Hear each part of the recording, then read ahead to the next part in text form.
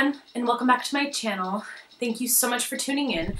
So today's video is going to be a fall smoky, more vamp look. I really wanted to do something that was a little bit more dramatic because, as we all know, fall is kind of the drastic red lip and smoky eye, and you can get away with doing a lot more deeper tones because your skin will lighten up, and so it gives you a little bit more of that Wednesday Morticia Addams feel.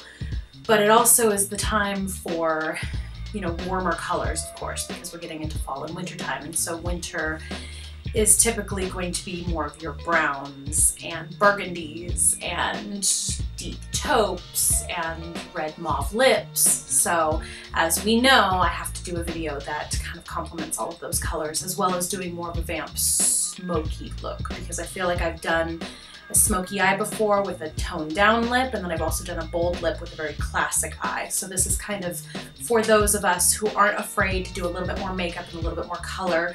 Don't let anybody tell you you're wearing too much makeup, because that's your own personal choice and nobody should ever tell you otherwise.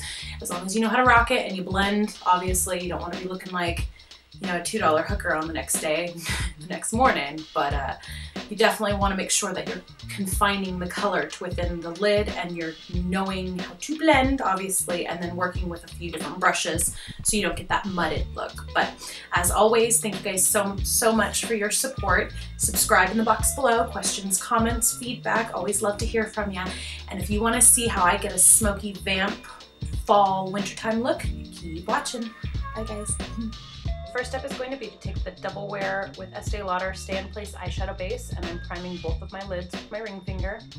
And then moving in with the Naked 2 palette and that taupe color and a round fluffy blending brush, I'm going right up in the crease of my eye and making windshield wiper motions to blend.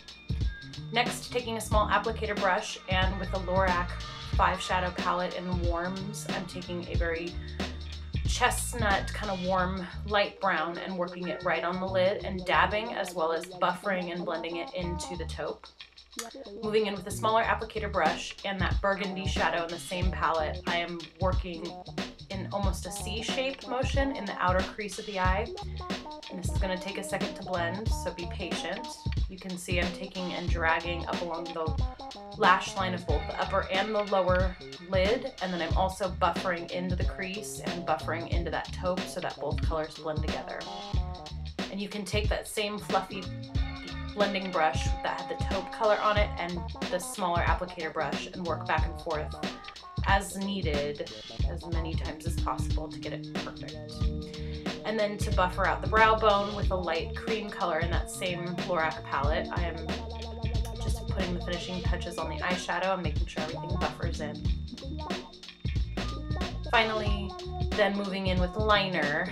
This is going to be just the waterproof Stay in Place Chanel liner, and I'm doing the waterline of both the upper and the lower lids. Then with the Estee Lauder Double Wear Stay in Place gel liner and a liner brush, I am taking and making a rather thick cat eye with this, and it doesn't have to be perfect because this is meant to be more of a smudged look, but the tail is going to be very thick and short, just to give the appearance of more depth and volume, but not necessarily to bring out the cat eye so that you can see it beyond the smoky shadow. And this will be a little tricky, definitely be patient.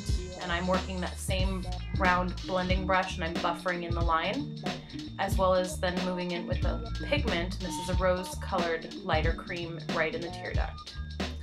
And then cleaning up the edge with a small concealer brush, curling the lashes, and doing 2 coats of your favorite mascara.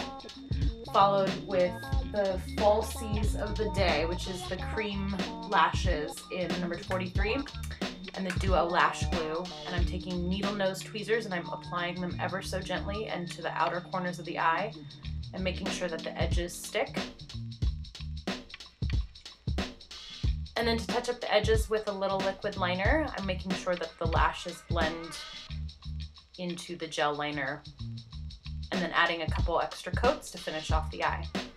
Moving in with face makeup, I'm doing a very light contour with the NARS It brush and the Tarte Park Avenue Princess Bronzer, and I'm working in the hollows of my cheeks, along my hairline, nose, jaw, and then the clavicle and the neck to create a very subtle contour.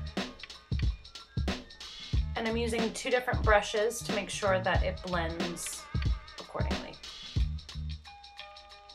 Moving in with highlighter, this is the Sephora Micro Smooth Highlighter in Light Beam and a small round blending brush. I am taking up along the under eye and all the other places light would normally hit, following the blush with Milani's Baked Blush in Rose de Jorio and my Sigma blush brush, and then setting the makeup with the Studio Sculpt with MAC Defining Powder in Light Plus.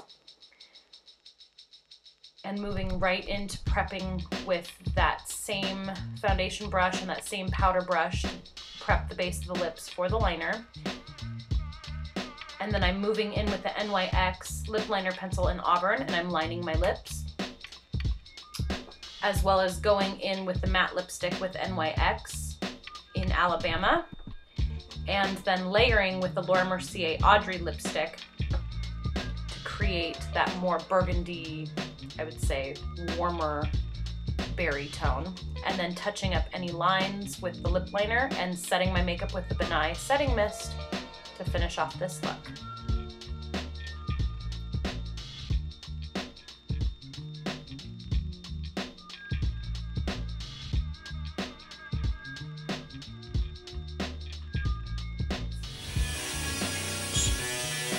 Don't do this. Okay, just FYI, too much glue.